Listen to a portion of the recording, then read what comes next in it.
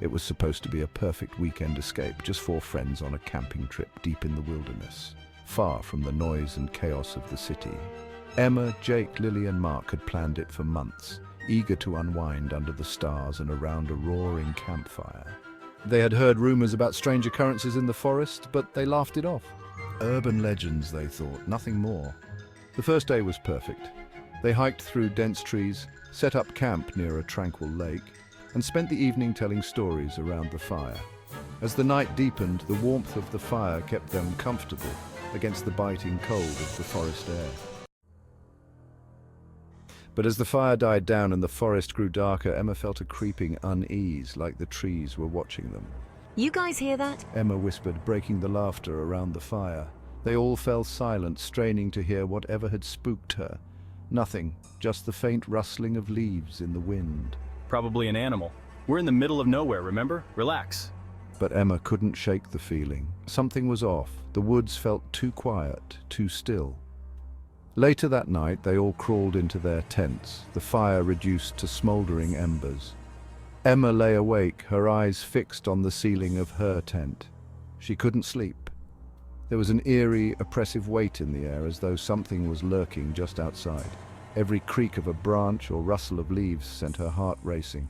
Eventually, exhaustion overtook her and she drifted off. It was around 3 a.m. when she heard it, a soft, low whisper just outside her tent. Help me. Her eyes shot open, every hair on her body standing on end. She listened intently, holding her breath. The whisper came again, more distinct this time, but still faint. It was a woman's voice, broken and hoarse. Please, help. Emma's heart pounded in her chest. She slowly unzipped her tent, peering out into the darkness. The dying glow of the campfire barely lit the clearing. She saw nothing but shadows. Did you hear that? She whispered to Jake, who was in the tent next to hers. There was no response. The whisper came again, closer now. Help me.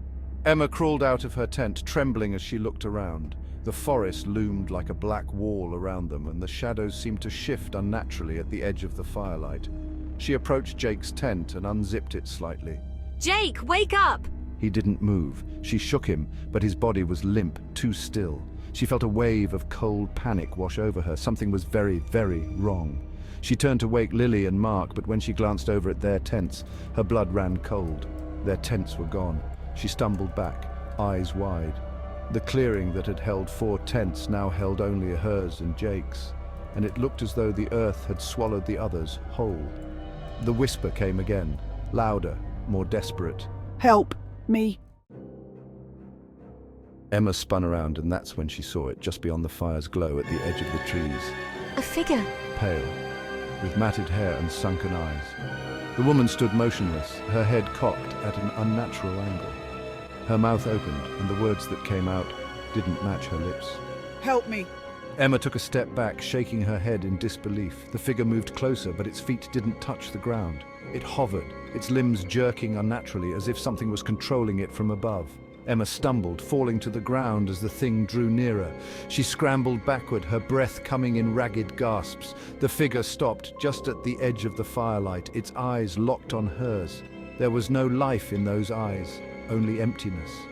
The whisper came one last time, this time a harsh, guttural rasp. Join us. Suddenly the fire flared up, a blinding flash of light that sent Emma reeling. When the light faded, the figure was gone. The tents were back. Everything looked normal. But it wasn't.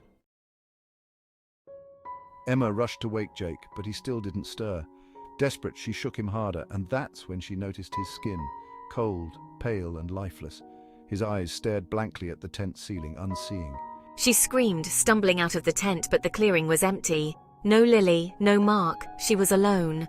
In the distance, just beyond the edge of the trees, she could hear the whisper again, faint but unmistakable. Help me. Help me. Emma never made it back to civilization. When search parties came, they found the camp abandoned, the tents torn open and the fire long dead. But there were no bodies, no sign of Emma, Jake, Lily or Mark. Only the faint echo of a whisper in the wind, calling for help from the shadows.